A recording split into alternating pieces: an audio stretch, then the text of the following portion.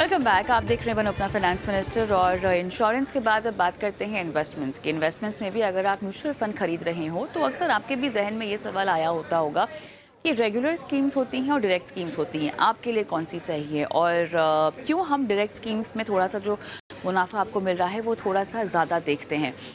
क्या क्या जोखिम हो सकते हैं अगर आप एक रेगुलर स्कीम लेते हैं, क्या क्या जोखिम हो सकते हैं जब आप डायरेक्ट स्कीम्स ले रहे हैं, और रिटर्न में जो फ़र्क है उसके पीछे क्या वजह है। तो पूरे इस मामले को समझते हैं। वरुण फतेहपुरिया, फाउंडर सीईओ दौलत वेल्थ मैनेजमेंट, मेरे साथ जुड़ गए हैं। वरुण, आपका बहुत बहुत स्वागत है बनो अपना फाइनेंस मिनिस्टर में। और ऐसा नहीं है कि इस मुद्दे पर कभी पहले चर्चा नहीं हुई है। कई बार मेरे ख्याल से रेगुलर और डायरेक्ट स्कीम्स पर कई सारी चर्चा हो चुकी हैं। जो सवाल भी आते हैं हमारे दर्शकों के, उनका भी कई बार सवाल होता है कि रेगुलर स्कीम्स से पहले निवेश किया करते थे, अब डायरेक्ट स्कीम्स में आ गए हैं।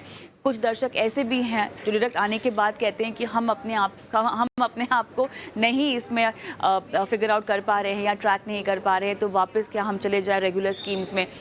इन सवालों का तो खैर आप जवाब देंगे ही, इनको टच अपॉन करेंगे ही करेंगे, लेकिन उससे पहले एक बेसिक तौर से समझा दीजिए कि क्या होती हैं रेगुलर स्कीम्स और क्या होती हैं डायरेक्ट स्कीम्स। सबसे पहले कविता, धन्यवाद मुझे ईटी नाउ स्वदेश पर आमंत्रित करने के लिए। तो आपने जैसे सही कहा, हर एक म्यूचुअल फंड्स में दो तरह के प्लान होते हैं, रेगुलर प्लान्स और डायरेक्ट प्लान्स। रेगुलर प्लान्स हम उन्हें कहते हैं जिसमें निवेशक कोई इंटरमीडियरी के जरिए, यानी कि कोई distributor, wealth adviser, financial adviser या बैंक के जरिए म्यूचुअल फंड में निवेश करते हैं। और डायरेक्ट प्लान्स वो होते हैं जिनमें निवेशक directly mutual fund companies, fund houses के साथ निवेश करते हैं। इसमें सिर्फ एक ही फर्क रहता है, रेगुलर प्लान्स में क्योंकि आप कोई इंटरमीडियरी के थ्रू बाजार में निवेश कर रहे हैं, तो म्यूचुअल फंड कंपनीज वो इन्वेस्टमेंट के जरिए, इन्वेस्टमेंट्स के बदली एक छोटा सा कमीशन इन इंटरमीडियरीज को देते हैं, जिनके कारण रेगुलर प्लान्स का टोटल एक्सपेंस रेशियो जो हम कहते हैं टीईआर, वो ऑटोमेटिकली बढ़ जाता है। क्योंकि डायरेक्ट प्लान्स में म्यूचुअल फंड कंपनीज को कोई प्रकार का कमीशन नहीं देना पड़ता है कोई भी इंटरमीडियरीज को। निवेशक डायरेक्टली म्यूचुअल फंड के वेबसाइट में जाकर या कई प्रकार के वेबसाइट्स है जाकर डायरेक्ट प्लान में इन्वेस्ट कर सकते हैं। म्यूचुअल फंड कंपनीज एक कमीशन का बेनिफिट डायरेक्टली इन्वेस्टर्स को पास ऑन कर देती है in the form of a lower total expense ratio. तो दोनों प्लान्स में सिर्फ यही अंतर है, रेगुलर प्लान्स में आपका टोटल एक्सपेंस रेशियो ज्यादा रहता है, जिसके कारण आपको रिटर्न्स थोड़े से कम नजर आते हैं। और डायरेक्ट प्लान्स में आपका टोटल एक्सपेंस रेशियो थोड़ा सा कम रहता है, जिसके कारण आपको रिटर्न्स उसमें ज्यादा नजर आते हैं। वरुण, वरुण, थोड़ा सा और आसान भाषा में मैं समझना चाहती हूँ। जब आप इंटरमीडियरीज कहते हैं तो ये म्यूचुअल फंड डिस्ट्रीब्यूटर्स हो गए, ये वो तमाम तरह के ब्रोकर्स हो गए जो आपको फंड्स खरीदवा के देते हैं। और क्या इसमें वो तमाम ऑनलाइन प्लेटफॉर्म्स भी शामिल होते हैं जिसके ज़रिए आप ख़रीदते हैं म्यूचुअल फंड्स? ग्रो हो गया, ईटी मनी हो गया, जीरोधा हो गया, क्या इस तरह के प्लेटफॉर्म्स पर आपको डायरेक्ट प्लान्स मिलते हैं, रेगुलर प्लान्स मिलते हैं? अपने कविता, जो भी आपने नाम लिया वो तीन चार में, तीनों ही में ही आपको डायरेक्ट प्लान्स मिलते हैं। तो इसमें इसलिए अक्सर देखा गया है कि इसे हम डिस्काउंट ब्रोकर्स कहते हैं इंडस्ट्री पार्लेंस में, जहां पर ये सिर्फ एक फैसिलिटेटर का आप एज अ रोल प्ले करती है। इसमें ये कोई भी तरह का आपको सपोर्ट या कोई भी तरह का आपको गाइडेंस, एडवाइस, आपको तेजी के बाजार में या आपको गिरते हुए बाजार में आपको किस तरह से निवेश करनी चाहिए, इस तरह के कोई भी आपको गाइडेंस या एडवाइस नहीं करते। तो ये सभी आपको डायरेक्ट प्लान्स में हेल्प करते हैं इन्वेस्ट करने में। और जो हम इंटरमीडियरीज़ की बात कर रहे हैं वरुण, जिन इंटरमीडियरीज़ की हमने अभी ज़िक्र किया, उनसे म्यूचुअल फंड खरीदने पर आपको क्या फ़ायदा होता है? देखिए, डायरेक्ट प्लान में तो हम समझ में आ गए कि हमें किसी भी तरह की सलाह नहीं मिलती है। आपको बस वो प्लान्स खुद सोच समझ के खरीदने होते हैं, और भले ही आप उसको ऑनलाइन खरीदें या खुद फंड हाउस की वेबसाइट से जाके खरीदें, खुद सब कुछ करना होता है। जब आप किसी इंटरमीडियरी के ज़रिए जाते हैं तो क्या फ़ायदे आपके पास होते हैं? आपको कौन-कौन सी सर्विसेज़ मिलती है? किस तरह की सलाह मिलती है? देखिए कविता, एक्चुअली कई सारे बेनिफिट्स आपको मिलते हैं अगर आप कोई प्रोफेशनल इंटरमीडियरी के थ्रू म्यूचुअल फंड्स में निवेश करें। सबसे बड़ा फायदा आपका ये रहता है कि अगर आज हम देखें, करीबन 40 से 45 म्यूचुअल फंड कंपनीज हैं इंडिया में, एंड टोटल स्कीम्स 2000 से भी ऊपर है। तो आपने जैसे सही कहा, अगर एक निवेशक को आप बाजार में निवेश करना है, म्यूचुअल फंड्स में निवेश करना है, तो उन्हें पूरी तरीके से जानकारी होनी चाहिए कि कौन सा फंड उनके लिए सही है। कहाँ पर उन्हें इन्वेस्ट करना चाहिए, कौन से मार्केट कैप में इन्वेस्ट करना चाहिए। वही अगर आप कोई इंटरमीडिएरी के थ्रू इन्वेस्ट करते हैं, वो आपके लिए एक पर्सनलाइज्ड पोर्टफोलियो कंस्ट्रक्ट करेंगे, जहाँ पर वो आपके रिस्क एपेटाइट यानी कि आप कितना जोखिम उठा सकते हैं ये बाजार में, आपके क्या फाइनेंशियल गोल्स है, शॉर्ट टर्म गोल्स है कि लॉन्ग टर्म गोल्स है, क्योंकि अलग-अलग तरह के म्यूचुअल फंड स्कीम्स अलग-अलग तरह के गोल्स के लिए एक्चुअली रिकमेंडेड होते हैं। तो ऐसा नहीं है कि अब आप जाके खाली इंटरनेट में एक बटन दबाए और वो आप कोई शॉर्ट टर्म गोल के लिए सिलेक्ट कर लिए। इसमें थोड़ी-सी जानकारी की आवश्यकता होती है कि कौन से स्कीम्स आपके लिए ज़्यादा रेलेवेंट है। अगर आपके गोल्स शॉर्ट टर्म है, तो उसी प्रकार के आपके पोर्टफोलियोज़ और फंड सिलेक्ट किए जाएँगे। अगर आपके स्कीम आपके आपके गोल्स अगर मीडियम या लॉन्ग टर्म है, तो उसी प्रकार के स्कीम सिलेक्ट किए जाएँगे। तो ये सिर्फ मैंने आपको एक बेनिफिट बताया रेगुलर प्लान्स के, दूसरे बेनिफिट होती है कि आपको ये ऑन हैंड होल्डिंग प्रोवाइड करती है जब बाज़ार आपका फ्लैट रहता है या आपका बाज़ार जब गिर रहा होता है। कई बार देखा गया है कि डायरेक्ट प्लान इन्वेस्टर्स नहीं समझ पाते कि एक एक बाज़ार के टाइम पर उन्हें किस तरह से इन्वेस्ट करना चाहिए। तो अब वही अगर आप रेगुलर प्लान्स के थ्रू इन्वेस्ट करते हैं, तो इंटरमीडिएरीज़ आपको अच्छी तरीके से सलाह दे सकते हैं कि अगर आप ये फंड में आप इन्वेस्टेड या भी इन्वेस्टेड रहिए या ये फंड से निकल के आप दूसरे फंड में चले जाइए। तो इस तरह के बेनिफिट देखे जाते हैं अगर आप रेगुलर प्लान्स और कोई अच्छे प्रोफेशनल इंटरमीडिएरीज के थ्रू म्यूचुअल फंड्स में निवेश कर रहे हैं। अच्छा, टोटल कॉस्ट की अगर मैं बात करूँ, एक्सपेंस रेशियो की बात करूँ, तो रेगुलर प्लान में क्या-क्या चीज़ें शामिल होती हैं कॉस्ट के लिहाज से?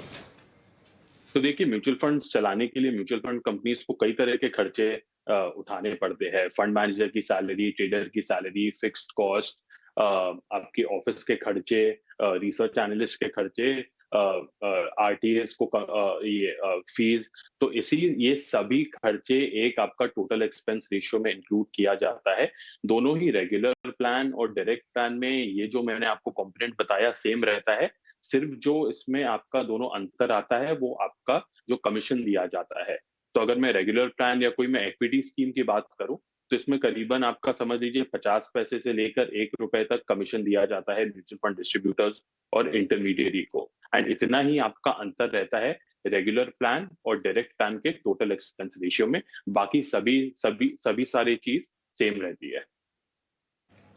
ऑलराइट, रिटर्न में कितना फ़र्क पड़ता है फिर? क्योंकि यहाँ तो पे थोड़ी-सी रिटर्न कॉस्ट फैक्टर इन्वॉल्व होती है। जी हाँ, तो उसका असर मेरी ओवरऑल कमाई पर भी होगा? एब्सोल्युटली एकदम आपका जो आपके रिटर्न्स में अंतर है, वो आपका जो आप कमीशन दे रहे हैं म्यूचुअल फंड डिस्ट्रीब्यूटर को, उसके करीबन रहता है। तो अगर मैं लॉन्ग टर्म में पकड़ूँ तो करीबन आप समझ लीजिए ऑन एन एवरेज अगर इक्विटी फंड्स को मैं पकड़ूँ तो करीबन 1% का डिफरेंस आ जाता है over a longer period of time. तो क्योंकि ये जो 1% है वो म्यूचुअल फंड कंपनीज को एज़ अ कमीशन देना पड़ता है डिस्ट्रीब्यूटर्स को। ऑलराइट, चलिए अब थोड़े से दर्शकों के सवालों की ओर हम आते हैं।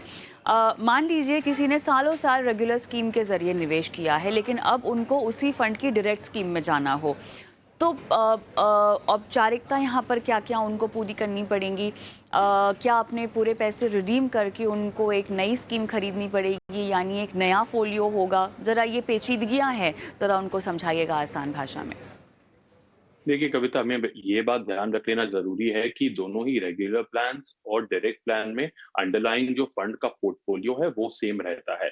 तो अगर कोई निवेशक है जो रेगुलर प्लान्स में इन्वेस्ट करते आ रहे हैं एंड वो चाहते हैं कि अब मैं डायरेक्ट प्लान में इन्वेस्ट करूँ, तो सबसे पहले उन्हें अपने पूरा इन्वेस्टमेंट्स रेगुलर प्लान से रिडीम करना पड़ेगा। जब उनके पैसे उनके बैंक अकाउंट में आ गए, उन्हें फिर फ्रेश इन्वेस्टमेंट वही सेम फंड के डायरेक्ट प्लान में करना पड़ेगा। तो और कोई अंतर नहीं है। आज के दिन में हमारे यहाँ कोई ऐसा रेगुलेशन या गाइडलाइन नहीं है जहाँ पर आप automatically regular plan to direct plan switch कर लेते हैं। इसमें एक आपका कॉस्ट का फ़र्क रहता है क्योंकि आप जब भी फंड खरीदते हैं एंड बेचते हैं, इसमें टैक्स इम्प्लीकेशन आ जाता है। तो निवेशकों को ये बात भी ध्यान रख लेना ज़रूरी है कि अगर आप 1 साल के अंदर अगर आप इक्विटी स्कीम्स को रिडीम करते हैं, तो उसमें 15% टैक्स लगता है आपके गेन्स पर और साल भर के ऊपर 10% टैक्स। तो अगर कॉस्ट की बात मानूँ तो यही एक कॉस्ट है जो निवेशकों को बेयर करना पड़ेगा जब वो रेगुलर प्लान से डायरेक्ट प्लान में स्विच करना चाहते हैं या डायरेक्ट प्लान से रेगुलर प्लान में स्विच करना चाहते हैं। तो अगर रेगुलर प्लान से डायरेक्ट प्लान में जाएंगे तो क्या ज़्यादा यूनिट मिलेंगे?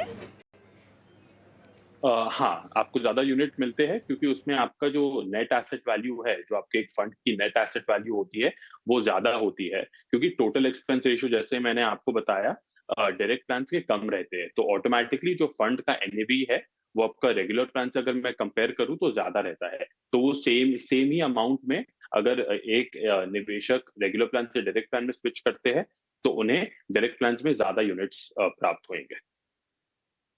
तो वरुण, आपने ये तो बता दिया कि किन किन बातों को ख्याल में रखना चाहिए अगर आप ऐसे निवेशक हैं जिसको रेगुलर स्कीम्स से डायरेक्ट स्कीम्स में जाना हो, लेकिन इसको स्ट्रैटेजी वाइज हमें कैसे अमल में लाना चाहिए, उसके लिए आप क्या एक गाइडलाइन या क्या टिप्स देंगे?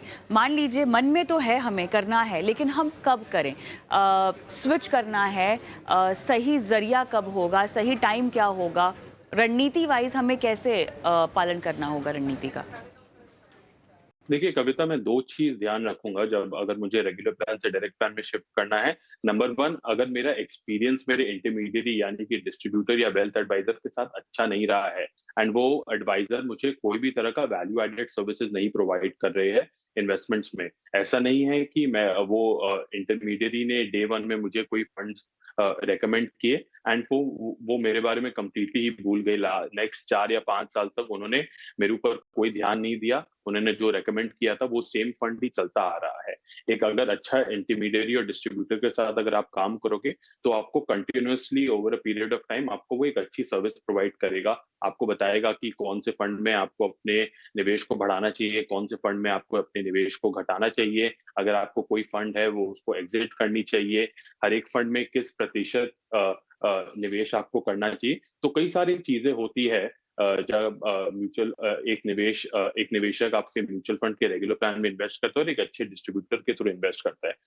अब सोचिए कि उन्हें क्योंकि कोई सर्विस नहीं मिल रही है नंबर 1 या नंबर 2 वो सोचते हैं कि मैं अब खुद ही मेरे पास इतनी जानकारी हो गई है बाज़ार के बारे में कि मैं खुद ही फंड सिलेक्शन कर सकता हूँ, मैं खुद ही अपने पोर्टफोलियो को सिलेक्ट कर सकता हूँ। तभी वो निवेशक को regular plan to direct plan की स्विचिंग में जानी चाहिए, नंबर 1। नंबर 2, जब वो स्विच करना चाहते हैं, उन्हें हमेशा ये बात ध्यान रखना चाहिए कि वो जो पैसे बचाएँगे डायरेक्ट प्लान में जाकर, वो पैसे कम से कम ज़्यादा होने चाहिए कंपेयर्ड टू वो उन्हें जो टैक्स लग रहा है, वो पैसे को रिडीम कर कर। तो ये दोनों चीज़ें हैं एज़ अ निवेशक जो मैं ध्यान रखूँगा, अगर मुझे regular plan to direct plan में स्विच करना है। ऐसा नहीं है कि जस्ट बिकॉज़ एक डायरेक्ट प्लान मुझे ज़्यादा रिटर्न्स दे रही है compare to a regular plan, मैं उसमें जाकर तुरंत ही स्विच कर दूं। अगर आप टैक्स इम्प्लीकेशंस के बारे में सोचेंगे, अगर आप सोचेंगे कि अगर मेरे इंटरमीडिएरी डिस्ट्रीब्यूटर एक अच्छा काम नहीं कर रहा है, तभी मैं सोचूंगा कि मैं डायरेक्ट प्लान में खुद से ही अपने आप बाजार में निवेश करूं। और राइट वरुण, बहुत बहुत धन्यवाद आपका। आपने विस्तार से यहाँ पर समझाया निवेशकों को किस तरह से सोच समझकर रेगुलर या डायरेक्ट प्लान का चुनाव करना चाहिए। खासतौर से अगर आप एक नए तरह के निवेशक हैं जो इक्विटी बाजार को बस समझने की कोशिश कर रहे हैं, तो आपके लिए शुरुआती तौर पे रेगुलर प्लान के जरिए निवेश करना ज़्यादा फ़ायदेमंद रहेगा। उसके बाद अगर आप चाहें तो अपने आप को डायरेक्ट प्लान में शिफ्ट कर दें। बहुत बहुत धन्यवाद आपका वरुण, समय निकाला और पूरे मामले को समझाया आज हमारे दर्शकों को।